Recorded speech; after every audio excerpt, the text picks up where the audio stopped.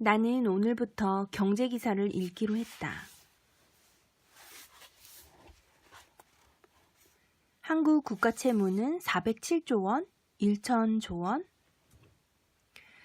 경제 전문가들에게 앞으로 한국 경제의 위험 요인을 꼽아달라고 질문하면 반드시 나오는 대답 중 하나가 재정 적자다. 예산이 갈수록 커지면서 생기는 문제다. 그러나 정부는 큰 문제가 되지 않을 것이라고 이야기한다. 과연 그럴까?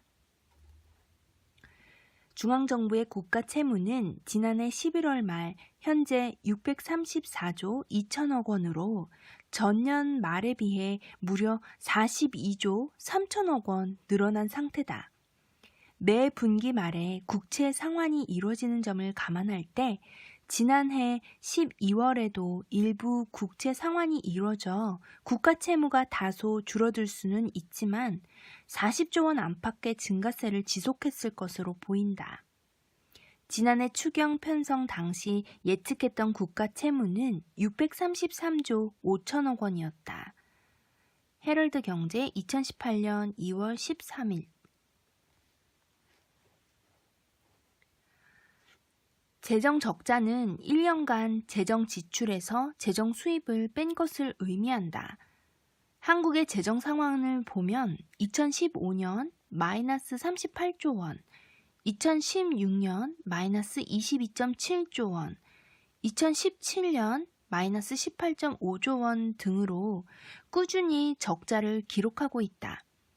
재정 적자가 발생하는 이유는 새 수입만으로 정부 활동을 충당할 수 없기 때문이다. 그래서 정부는 누군가로부터 빚을 내게 되고 이 과정에서 적자가 발생한다.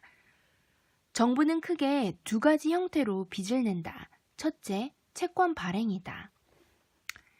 이자율과 만기가 정해져 있는 채권을 발행해 돈을 빌리는 것이다. 만기가 되면 약속한 원리금을 갚으면 된다. 국가가 발행하는 채권은 목적에 따라 국고채, 외국환 편형 기금채권, 지방채 등으로 불린다. 둘째, 한국은행이나 시중은행으로부터 차입하는 방식이 있다. 기업이나 가게가 빚을 내는 방식과 비슷하다. 이 같은 형태로 빚을 내는 일이 늘면 재정 적자가 지속적으로 발생하면서 결국 국가 채무가 누적된다. 재정 적자가 1년 사이 증가한 국가 빚을 말한다면 국가 채무는 재정 적자를 누적한 총 빚의 크기를 뜻한다. 국가 채무를 줄이기 위해서는 재정 흑자를 내서 기존 빚을 상환해야 한다. 그런데 이는 무척 어렵다. 세수가 더디게 증가하는 상황에서 재정 지출 수요는 꾸준히 증가하기 때문이다. 또 한 번 재정 적자가 발생하면 기존에 발행한 채권 이자를 갚기 위해 다시 빚을 내는 일이 빈번해지면서 적자가 계속 커지기 마련이다. 결국 재정 적자는 한 번 발생하면 지속적으로 이어질 수밖에 없고 국가 채무로 계속 누적된다. 정부가 국제 기준에 맞춰서 발표하는 국가 채무는 2018년 기준 708조 900억 원이다. 2018년 GDP와 비교하면 39.6% 수준이다. 이때 채무는 중앙정부와 지방자치단체가 직접적인 상환 의무를 부담하는 채무를 의미한다. 국고채, 외국환 평형 기금채권, 지방채 등을 발행해 빌린 돈이 대부분을 차지하고 금융기관으로부터 직접 차입한 채무도 여기에 포함된다. 한국은 원래 국가채무 우등생이었다. 2002년만 해도 133조 7천억 원으로 GDP의 18.5% 수준에 불과했다. 하지만 이후 효율적인 관리에 실패하면서 문제가 심각해지고 있다. 글로벌 금융위기의 영향이 컸다.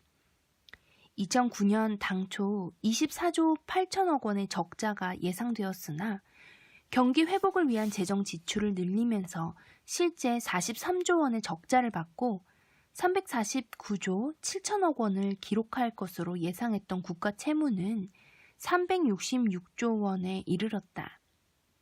1년 후인 2010년에는 국가채무 392조 원으로 GDP의 31% 수준에 이르렀다. 2002년과 비교하면 채무 규모는 3배 이상으로 GDP 대비 비중은 2배 가까이로 높아졌다. 이후 계속 빚이 비슷한 속도로 누적되면서 2018년엔 700조 원을 넘어섰다. 앞으로의 상황은 더 우려스럽다. 고령화로 인해 연금이나 의료복지비 지출이 증가하는 등 실질 재정 지출이 지속적으로 늘어날 전망이기 때문이다. 또 시간이 지남에 따라 국민의 재정 수요는 더 커질 것으로 보인다. 각종 복지, 교육 지출이 계속 증가하는 것이다. 반면 저출산과 잠재 성장률 하락으로 재정 수입 전망은 밝지 않다. 결국 돈을 버는 사람은 줄어드는데 쓰는 사람만 증가하면서 빚이 계속 증가할 것이라는 게 전문가들의 경고다. 이에 따라 2050년경에는 국가 채무 규모가 GDP의 50%를 훌쩍 넘어설 것으로 보인다. 2011년 심각한 재정 위기를 겪은 스페인과 비슷한 수준이다. 그나마 통합재정 수지는 흑자를 기록하고 있다는 것이 위안거리다. 이는 일반적 의미의 재정에 국민연금, 사학연금, 고용보험기금, 산업재해보상 및 예방기금 등 사회보장성 기금을 포함한 계산이다. 국민연금의 경우 아직 나가는 돈보다 들어오는 돈이 훨씬 많아 대부분 흑자를 기록 중이다. 이 흑자가 포함되어 통합재정수지는 흑자를 기록하고 있다. 통합재정수지는 2017년 기준 24조 원의 흑자를 기록했다. GDP의 1.4%에 해당하는 규모다. 하지만 통합재정수지는 큰 의미가 없다. 국민연금은 곧 들어오는 돈보다 나가는 돈이 늘면서 적자를 내는 것은 시간 문제이기 때문이다.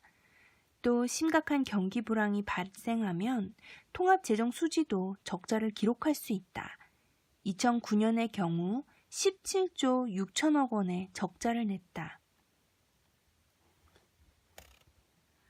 정부는 우리나라 재정 적자 및 국가 채무 문제가 그리 심각하지 않다고 주장한다. 외국과 비교하면 상황이 낫다는 것이다. 주요 20개국의 GDP 대비 국가 채무 비중 평균은 75.1%로 한국보다 훨씬 높다.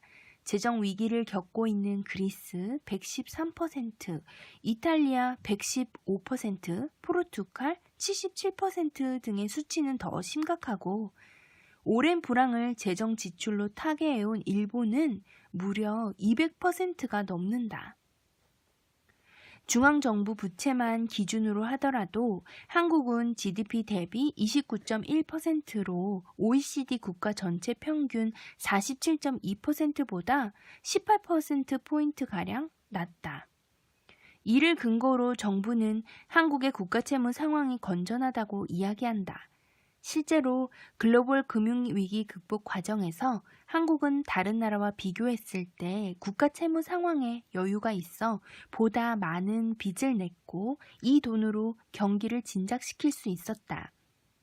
하지만 이는 겉으로 드러나는 현상에 불과하다는 것이 전문가들의 지적이다. 국가 통계에 잡히지 않는 숨겨진 빚 때문이다. 숨겨진 빚 가운데 대표적인 것이 공기업 부채다.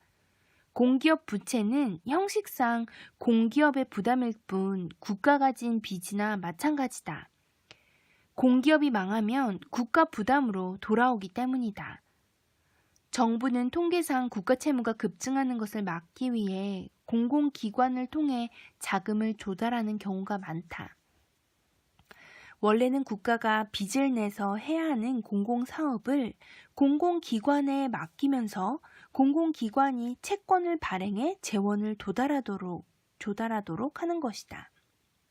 공공기관의 부채는 2015년 기준 520조 원에 이른다.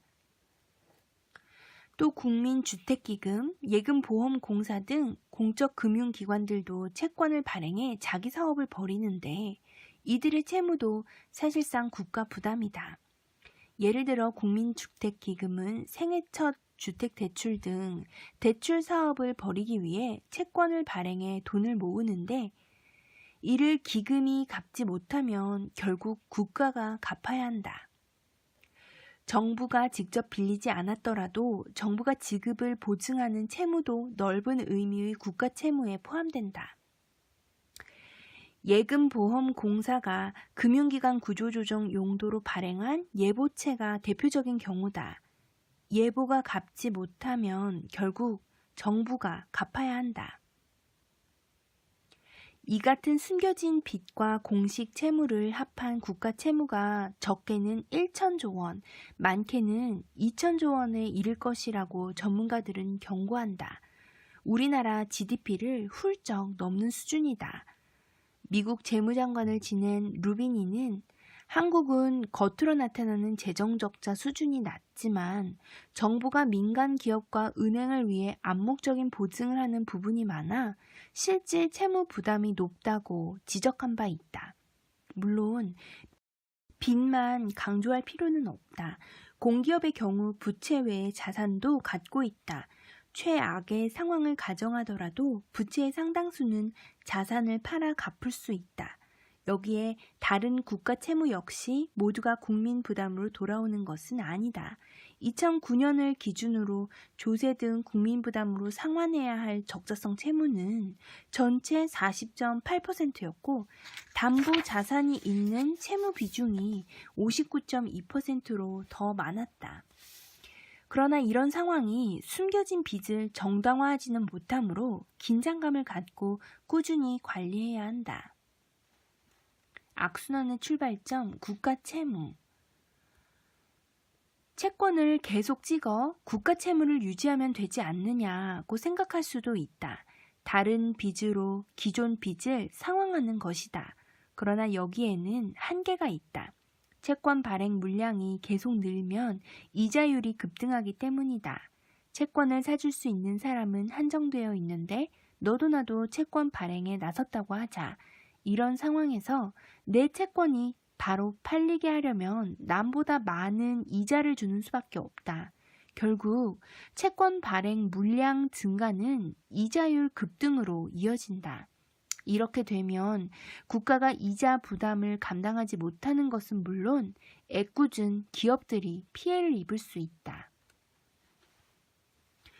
크리스티나 페르난데스 아르헨티나 대통령이 모라토리엄 위기를 벗어나기 위한 외채 상환 기금 조성의 필요성을 주장했다고 EFE 통신이 11일 보도했다. 페르난데스 대통령은 이날 수도 부에노스아이레스 소재 방코 데라 나시온 은행에서 열린 행사에서 아르헨티나는 지난 2001년과 같은 모라토리엄 위기에서 하루빨리 벗어나야 한다면서 보유 외환을 이용해 외채 상환 기금을 조성해야 한다는 점을 강조했다. 연합뉴스 2010년 1월 12일. 국채 이자율이 오르는데 회사채 이자율만 제자리를 유지할 수는 없다. 시장에서 회사채만 외면을 받기 때문이다. 이를 막기 위해서는 국채 이자율이 오르는 만큼 회사채 이자율도 오를 수밖에 없다. 이는 기업 입장에서 막대한 이자 부담으로 연결되고 결국 투자도 위축될 수밖에 없다. 이는 바꿔 말하면 민간 활동에 쓰여야 할 자금이 정부로 유입되면서 투자가 위축되는 상황으로 볼 수 있다. 정부가 막대한 채권을 발행해 자금을 끌어들이면서 부작용으로 이자율이 올라 기업이 피해를 보는 것이다. 따라서 채권을 지속적으로 발행하는 데는 한계가 있다. 빚을 내서 빚 갚는 일을 계속하기는 어려운 것이다. 채권 발행이 한계에 다다르면 국가는 부도를 낼 수밖에 없다. 이른바 모라토리엄을 발표함으로써 더 이상 빚을 갚지 못하겠다고 선언하는 것이다. 여기까지 이르지 않더라도 국가 채무의 지속적인 증가는 대외 신뢰도를 급격히 떨어뜨린다. 국가 채무가 너무 커서 혹시 돈을 떼일지 모른다는 두려움이 외국인들 사이에 생기는 것이다. 이렇게 되면 외국인들은 돈을 빌려주기를 꺼리고 직접 투자도 삼가게 된다. 심지어는 기존에 빌려준 돈을 돌려달라는 요구까지 할 수 있어 총체적인 위기에 빠질 수 있다. 재정 적자는 또 민간 저축을 줄이는 결과도 가져온다. 정부가 채권을 발행하면 투자자는 다른 곳에 저축할 돈으로 이를 사들인다. 투자자 입장에선 투자 대상이 은행, 예적금 등에서 채권으로 바뀐 것에 불과할 수 있다. 하지만 경제 전체적으로 보면 민간 저축 형태로 은행에 들어가야 할 돈이 정부로 들어간 뒤에 정부 지출에 활용된 상황으로 정리할 수 있다. 그만큼 민간 저축을 줄이는 것이다. 이렇게 되면 기업은 돈을 구하기 어려워진다. 물론 해외에서 돈을 빌려올 수도 있지만 이는 경상수지 적자로 이어질 수 있다. 해외에서 돈을 빌리는 과정에서 외환이 유입되면 그만큼 환율이 떨어져 수출 경쟁력을 약화시키기 때문이다. 결국 재정 적자는 자주 경상 적자로 연결된다. 미국에서 쌍둥이 적자가 유발되는 것은 이러한 과정 때문이다. 이 밖에 국가 채무가 누적되면 재정에 여유가 없어져 경기 침체 방어 등 재정 지출 수요가 생길 때 제대로 대응할 수 없다. 특히 경제 위기에 대한 대응뿐만 아니라 고령화 사회에 대한 대비도 어려워진다. 구조상 국민연금기금은 2050년 이후 바닥나게 되어 있다.